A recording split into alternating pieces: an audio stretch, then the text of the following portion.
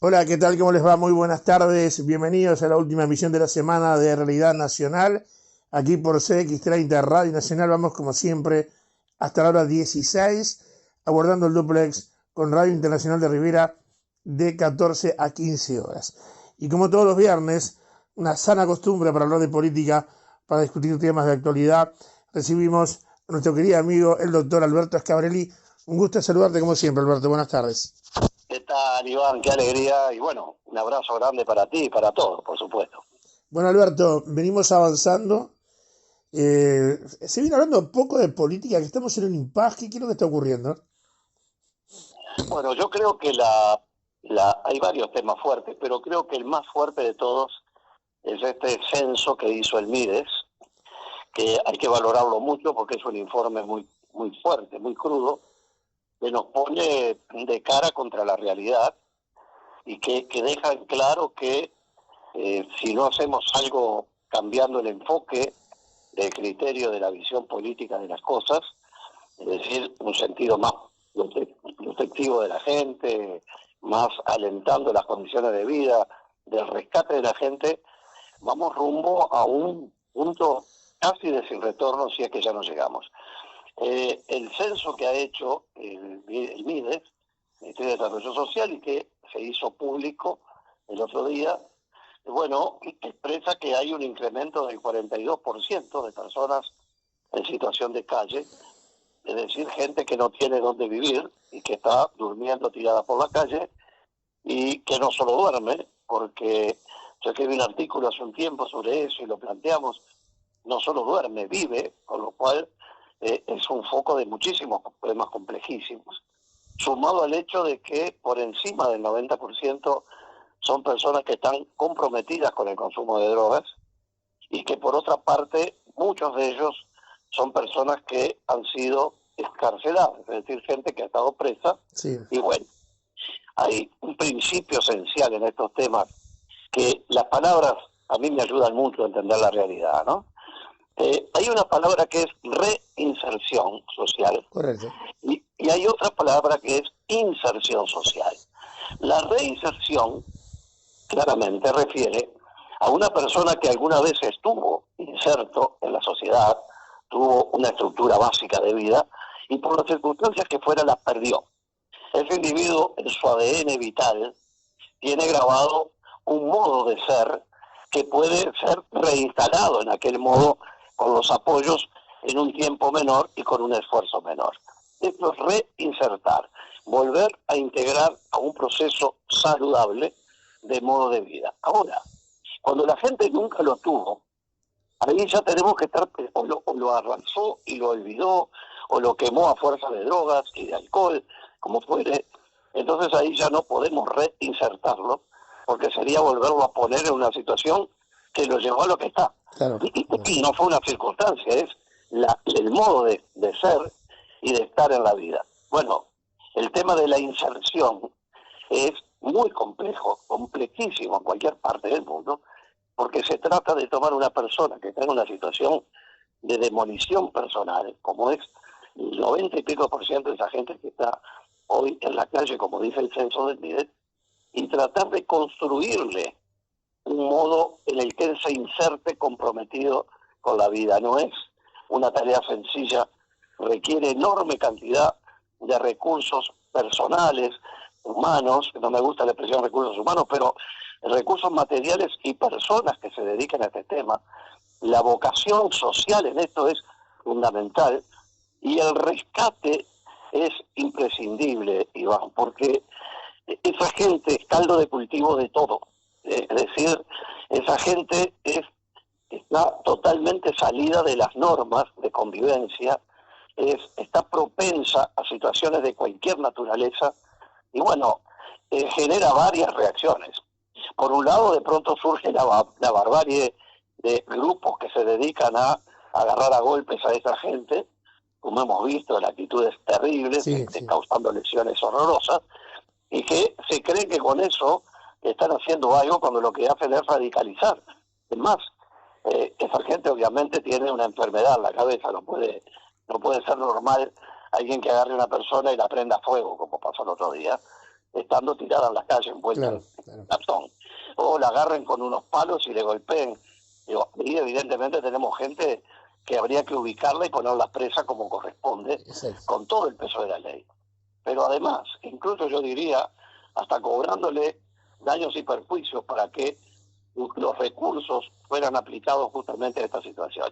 Pero por un lado tenemos estos temas, y por otro lado, Iván, tenemos gente que termina creyendo que eso es su vida, y termina arrinconado en un lugar y deambulando, sin destino y propenso a cualquier situación. Yo quedé choqueado realmente. Alberto, a ver, nosotros hemos trabajado mucho aquí desde nuestro departamento en ese tema, nos hemos informado y sabemos, como tú decías, de que hay personas que eligieron eso como su forma de vida.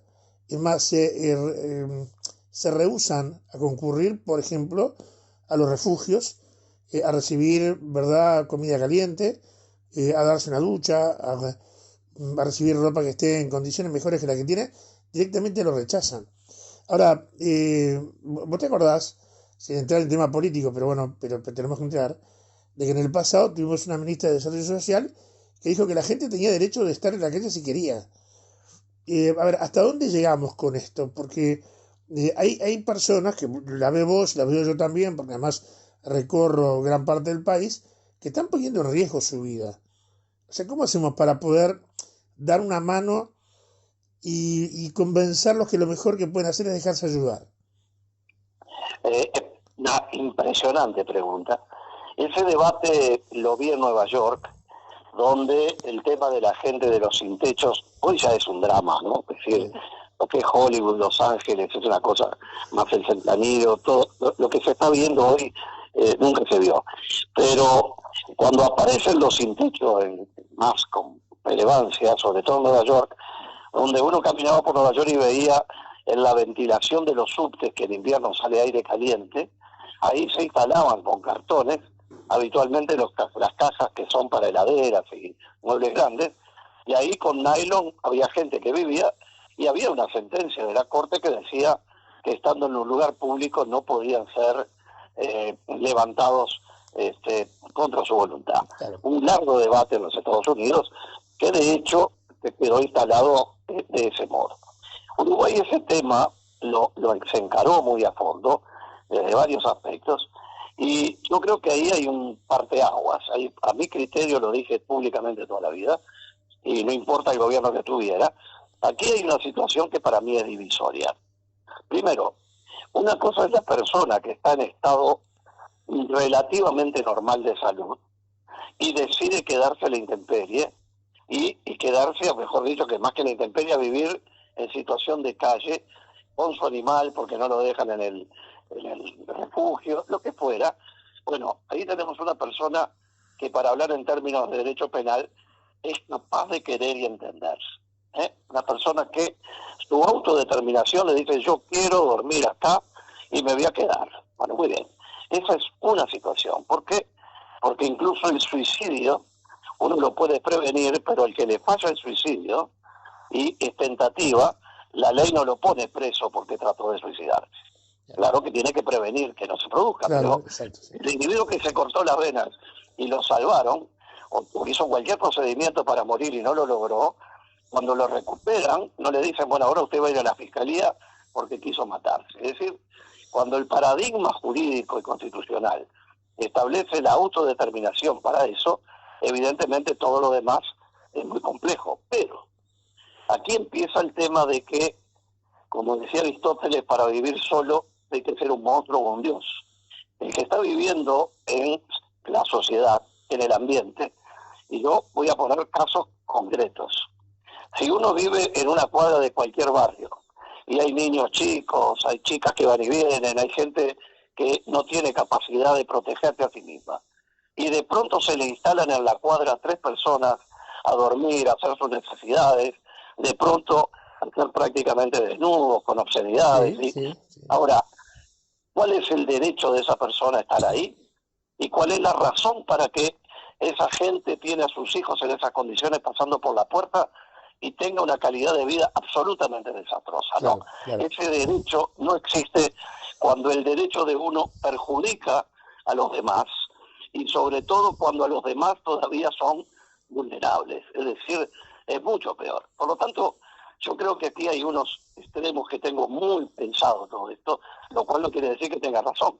Lo que en todo caso es un agravante, porque cuando uno sostiene algo que estuviera equivocado y dice lo pensó mucho, no hace más que hacer más profundo el error, si hay un error. Claro. Pero lo asumo como tal. Yo, si lo fuere, que no creo que lo sea, yo estoy convencido que ahí hay algunos límites que son insalvables. Primero que en Uruguay existe una ley sobre el tema de la vagancia y la mendicidad, que es una ley media drástica, sí, pero está tipificado que en algún momento en Maldonado se aplicó. Sí, es cierto, sí. Con criterio de protección turística, que eso fue lo más triste del asunto, ¿no? Es decir, pero volvamos al tema del territorio real, de todos los días, a la hora, que fue lo más parecido a otros tiempos, porque el individuo sigue siendo prácticamente el mismo perfil, lo que ahora lo vemos es incrementado en un volumen enorme y con gente que está siendo escarcelada en cantidades muy grandes. Se habla de casi 180 y pico personas semanales, de los cuales hay muchos que engrosan estas filas. Sí, ahora, sí. ¿Dónde están los límites, Iván? ¿Dónde están los límites? A ver, la hipótesis que yo estaba poniendo recién, bueno, ahí yo no tengo ninguna duda que esos individuos tienen que ser tratados desde el punto de vista jurídico, con participación del fiscal y de la fiscalía y del juez de la causa, tienen que ser tratados incluso contra su propia voluntad. Correcto. Porque están atentando contra el derecho de otros y cometiendo figuras delictivas, sin ninguna duda, nada más que es cuestión de observar. Pero Alberto, permitime decir algo, porque sí, claro, en línea lo que tú estás hablando, tú hablabas hoy de inserción o de reinserción, hay gente que habla de sociabilizar o de resocializar, en fin. Ahora, nosotros acá tenemos el centro de detención número 12, conocido por el nombre de la zona Cerro Carancho. Queda a 7,5 kilómetros del centro, del kilómetro 0 de Rivera. Si yo te digo que hay personas que son liberadas a medianoche, porque viste que cuando se marca la hora dice va a cumplir hasta la hora tal del día tal, esas personas se le entregan 100 pesos y se los largan a la calle, insisto, a 7,5 kilómetros de lo que es Guido Machado Bruno, la entrada a Rivera que tú conoces. Digo, ¿cómo haces para evitar que esa persona en el recorrido, yo lo he hablado con vecinos del lugar, que por suerte se comunican en gran número, que me dicen que les golpean la puerta a medianoche pidiéndole algo de comer, o diciendo a ver si se pueden quedar en el patio de la casa, porque no saben qué hacer, porque están asustados. Entonces, dicen que la vocación hace al ladrón. Si una persona de esas sale en esas condiciones y tiene algún elemento a mano que le permita de repente salir y negociar y mejorar, y yo no tengo duda que lo va a hacer, porque la necesidad te lleva a veces a cometer cosas, la desesperación, el desconocimiento, porque tenemos que reconocer también de que hay personas que no son de Rivera, hay muchas personas que son de Montevideo, entonces tirarlos en el medio del campo y después decirme para qué lado van. Entonces que alguien me explique cómo tenemos una institución que es el Instituto Nacional de Rehabilitación que comete errores como ese. Yo la verdad no lo puedo entender. Mira, quiero ser muy claro, ¿no? Eso es absolutamente imperdonable y digo que eso implica hasta una omisión contumacial de los deberes del cargo. Totalmente. Fui muy largo en la exposición, pero necesitaba decírtelo. No, pero es perfecto. Es decir, yo puedo entender que tú tengas un fenómeno fuera de lo normal que uno no pueda prever y supera las cosas que uno dispone y prepara para que las cosas salgan bien, y por alguna circunstancia, en derecho también se llama concausa, un fenómeno que interrumpe el nexo de las cosas. Yo admito que hay circunstancias que a uno le quiebran lo que está previsto. Bueno, ahora, esto que tú estás contando, que no es nuevo, que ha pasado durante mucho tiempo en el penal de libertad, etcétera, tengo anécdotas sobre eso. El drama de que no se tome conciencia de que aun cuando ese individuo no cometa un delito porque va caminando, porque se la banca, lo que estamos haciendo es radicalizándolo en su furia. Totalmente. Durante cada paso que dé a medianoche o a la hora que sea que se lo dijeron. Es decir, yo puedo entender que una sentencia judicial disponga, bueno, queda liberado a partir de la hora tal, comunican por radio, todo el tema, la policía lo suelta, las autoridades carcelarias lo sueltan. Estamos de acuerdo. No lo pueden liberar ni antes ni después, porque si lo liberan antes, es antes de la orden judicial, y si lo liberan después, lo tuvieron privado de libertad después que ya estaba liberado. O sea que cometen un ilícito en cualquiera de los casos. Ahora, para eso está la comunicación, para eso está hablar con la fiscalía y decir, mire, por favor no me pongan estas condiciones y díganme que queda liberado 10 horas antes. Claro, claro. No hay explicación y mucho menos justificación. Porque uno de los grandes problemas que tenemos en las sociedades de hoy es que a fuerza de explicar terminamos justificando, ¿sí? Entonces, este tema es gravísimo. Lamentablemente no veo vocaciones tratándolo como lo has abordado tú, con la claridad que lo has hecho, y ojalá tengamos la suerte de que alguien te escuche para que se dé cuenta que estas cosas no pueden pasar. Yo, sinceramente, esa bandera te la voy a tomar, porque, si me permitís, porque me parece que son temas que tenemos que ocuparnos todos por ese asunto, porque ahora, yo entiendo que no hay soluciones mágicas. Tú decías el tema de que se ha sostenido que la gente tiene derecho a vivir en la calle. Bueno, está bien. Si yo decido hoy que voy a empezar a dormir a la esquina, y bueno, nadie me va a sacar, porque yo decidí estar ahí. Por lo tanto, salvo en situaciones críticas de salud, situaciones donde pasa con las huelgas de hambre, vamos a poner un ejemplo claro. Sí. Un individuo consciente decide hacer una huelga de hambre. La huelga de hambre tiene un límite en que el individuo comienza realmente a autodestruirse y corre el riesgo de vida. En ese caso se corta la huelga de hambre. Claro. Porque no puede presenciarse un suicidio público de una persona, ¿verdad? Bueno, entonces, uno te podrá suicidar en privado, pero no puede llamar a un espectáculo y decir, señores, a partir de ahora me voy a empezar a suicidar de a poco, y todas las autoridades y todos viendo como la persona hasta que se muere. No, eso no puede ser, legalmente no está habilitado y está sancionado en quienes hacen omisión sobre este tema. Claro. Ahora, o lo favorecen, sobre todo si es el tipo penal. Ahora, lo que queda claro es que cuando se encuentra una persona en situación tal que ha perdido control de sus esfínteres, está en una situación de absoluta, está por fuera totalmente de la lógica de la vida, porque es claro que no está en condiciones de querer y entender, obviamente que esa voluntad es una voluntad que está subsumida al derecho que tiene la sociedad de protegerlo como obligación y el derecho de protegerse. Por lo tanto, ya no se trata de una internación compulsiva, se trata de prestar la asistencia de vida. Ahora, voy a hablar de casos concretos. En determinado lugar, había gente que había una casa, un edificio que estaba cerrado por la pandemia, y se instalaron allí un grupo de personas. Pero un grupo importante, pongámosles 8 o 10 personas. Sí. Inmediatamente se transformó, porque era en pleno centro, a pocas cuadras de 18, en un centro de una boca de pasta base, para hacerlo claro, ¿no? Y de otras drogas. Paraban los autos, la gente le compraba, seguían, era un shopping esto, ¿no? Muy bien. Se llamaba a la policía, y la policía iba al PADO, iba seccional, y a la gente la sacaba. Y bueno, y la gente se iba, y cuando la policía llegaba a la esquina habían vuelto otra vez. Claro.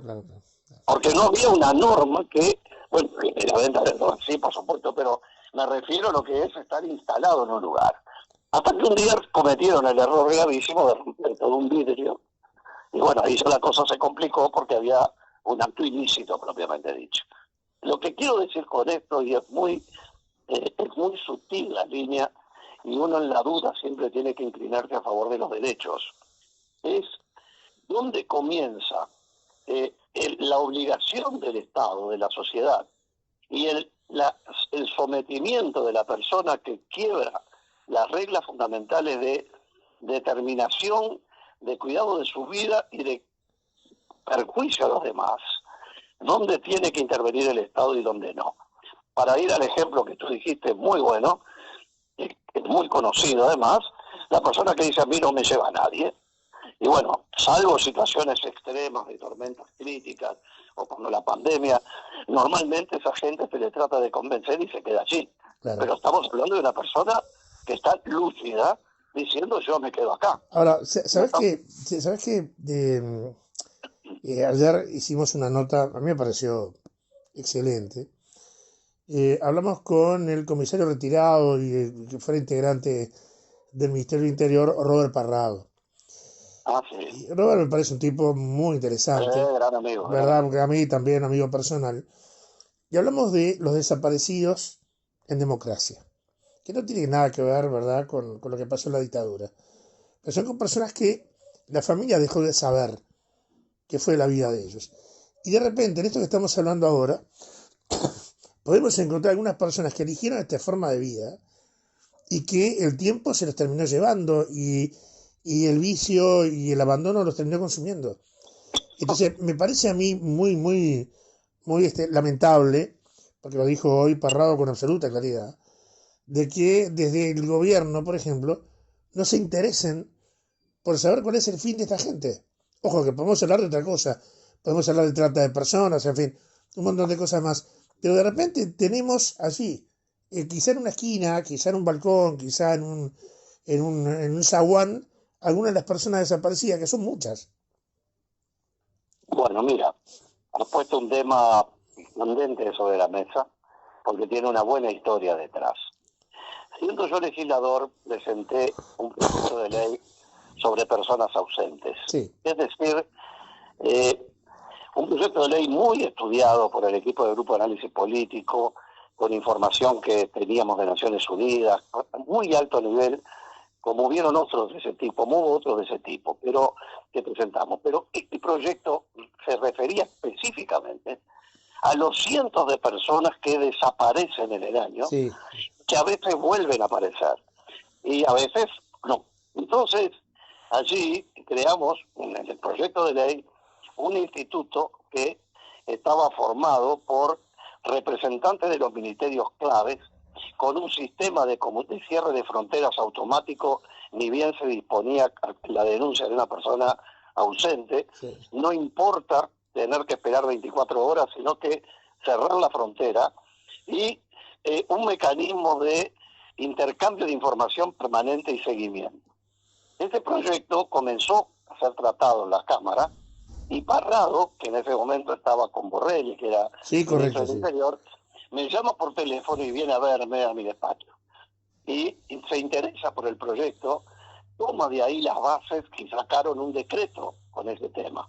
Obviamente, y al ser un decreto, no cubría los escenarios interinstitucionales que nosotros queríamos cubrir. Claro.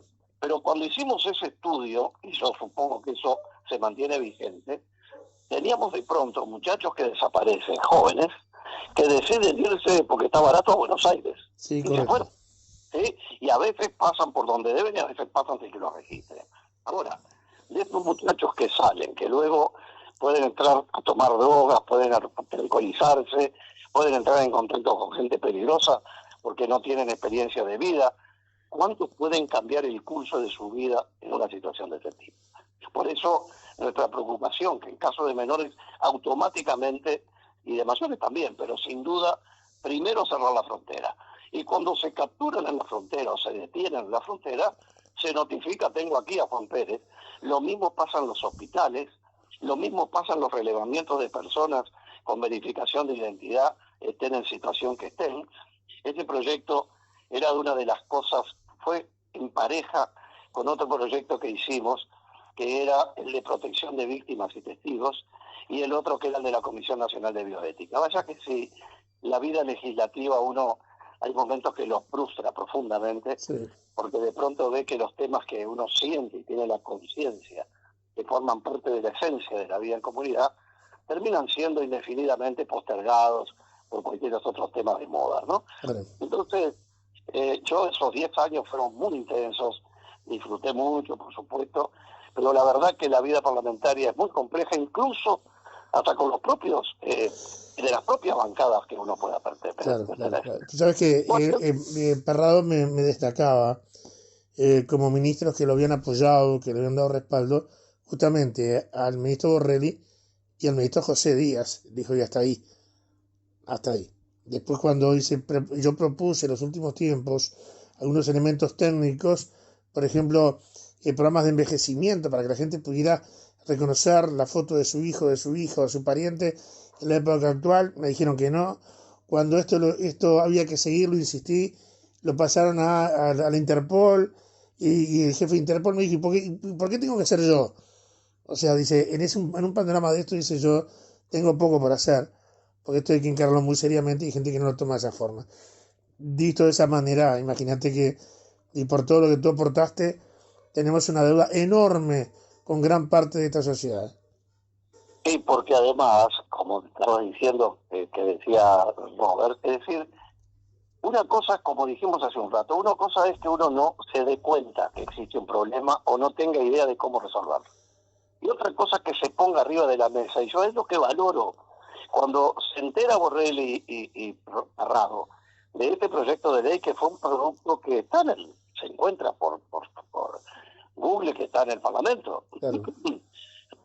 Cuando vieron que era un proyecto sustantivo, elaborado por un equipo muy serio, el Grupo de Análisis Político nuestro, con insumos traídos de Naciones Unidas, con experiencia internacional, todo lo que el bagaje que acumulamos en tantos años, con gente muy capaz, era un proyecto integral. Yo no digo que no haya cosas que pudieran cambiarse, mejorarse, por supuesto que sí, pero lo que no puede pasar es prescindirse. Y bueno, tuvimos la suerte en ese caso, que hubo una administración que fue sensible a esa realidad y vino y lo tomó. Y bueno, uno puede decir, mirá, me lo copiaron. No, me llamó, vino a verme, me lo llevó y lo hizo propio. A mí no me interesa la autoría, lo que me interesa es que la semilla termine floreciendo, y ese fue el tema. Claro. Y se hizo mucho con eso, no fue lo suficiente.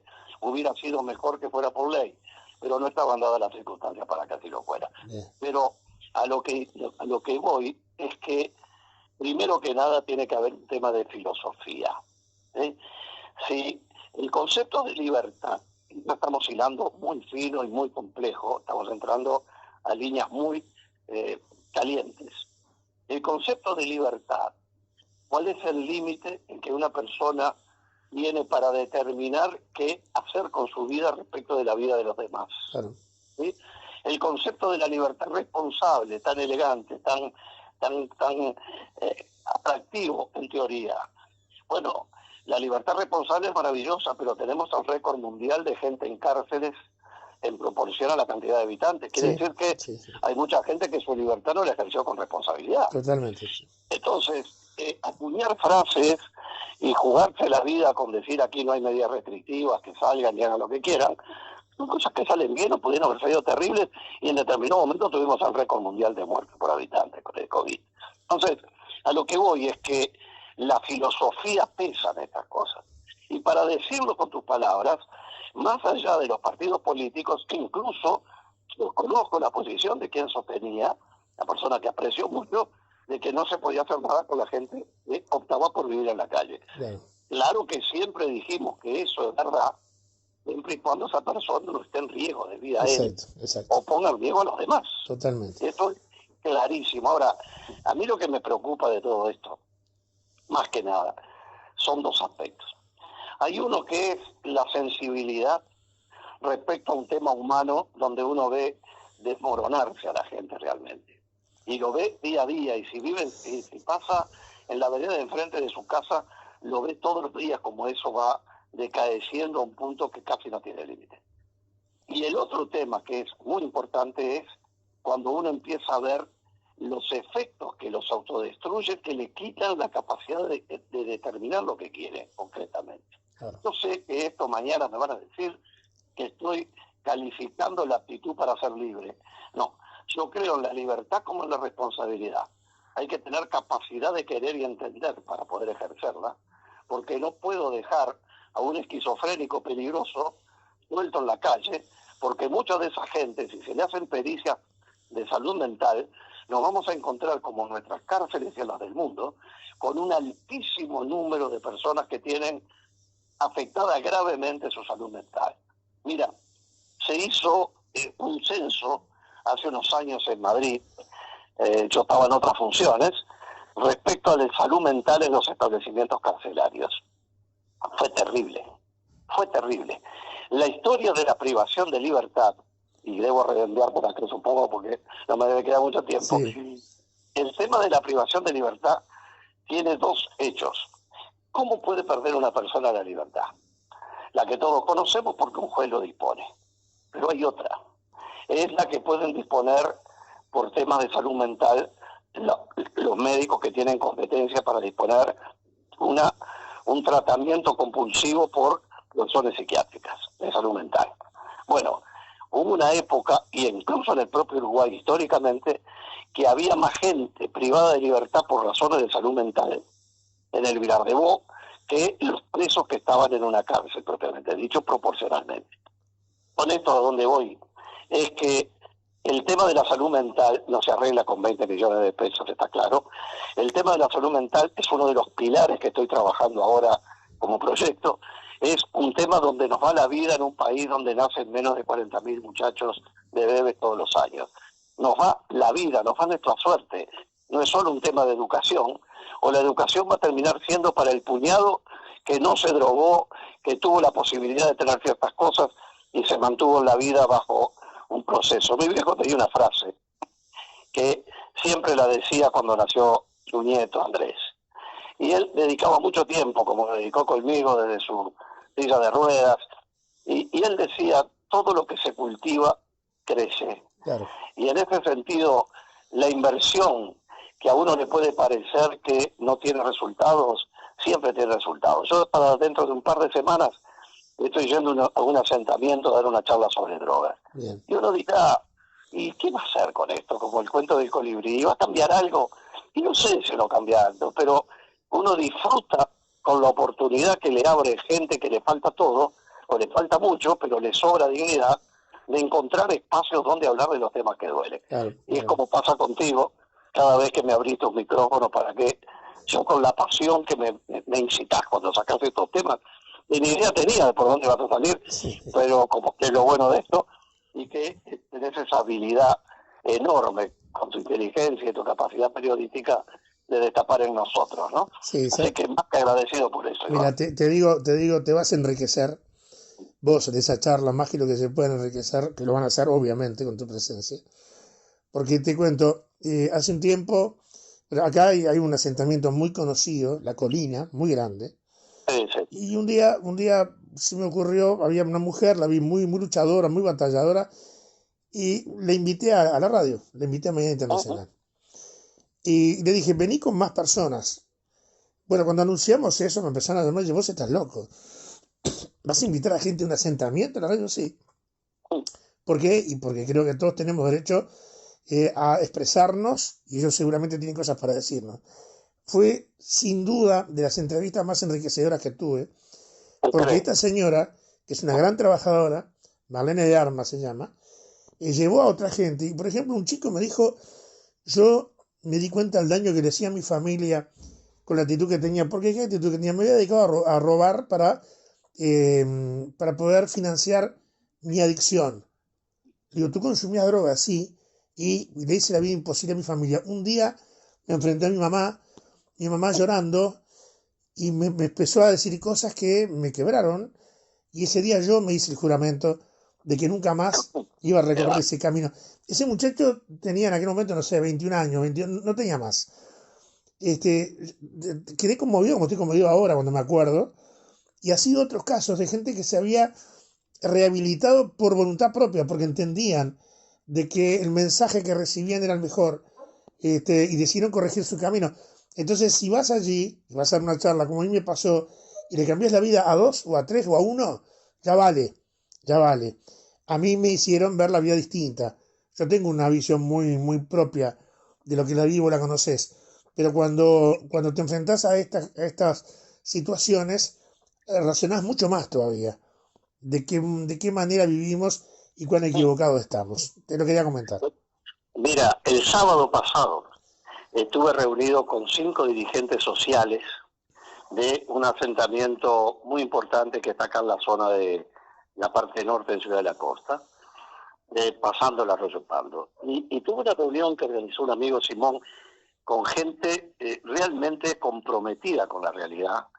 Y es lo que tú dices, era una habitación de 3x3 de troncos y madera, con la calidez y la estufa prendida ahí con leña, y estuvimos horas y horas en una entrevista, en un encuentro que tuvo muchos puntos críticos, de los cuales resultaron cosas como esta de las que estamos hablando. Es decir, yo creo totalmente la misma convicción que tenés tú, lo he hecho antes, y lo voy a seguir haciendo mientras pueda, porque la vida uno tiene que poner su parte en lo que pueda. Si logra arañar la realidad para mejorarla, o dar un enfoque de la realidad, estupendo, pero por lo menos que se pueda tener una visión mucho más amplia, como la que tú estás diciendo, y haberlo llevado a la radio, sin duda que es formidable, porque eso marca para toda la vida, no tengo ninguna duda, ¿no? Exactamente. Estimado Alberto, si te parece, nos reencontramos la semana que viene y vamos a hablar de la patriada. La patriada que va creciendo en el interior del país. Rivera ya tiene representante y seguramente la semana que viene podemos echar la avance. Como no, estamos trabajando fuerte en lo programático. Un abrazo grande y nos estamos viendo la semana que viene. El placer de siempre, Alberto, gracias. Bien, conversamos con el doctor Alberto Escavarel y creo que no tiene desperdicio. Se nos fue largo este bloque. Así que rapidito la pausa y se integra Marcelo para la segunda parte de Realidad Nacional.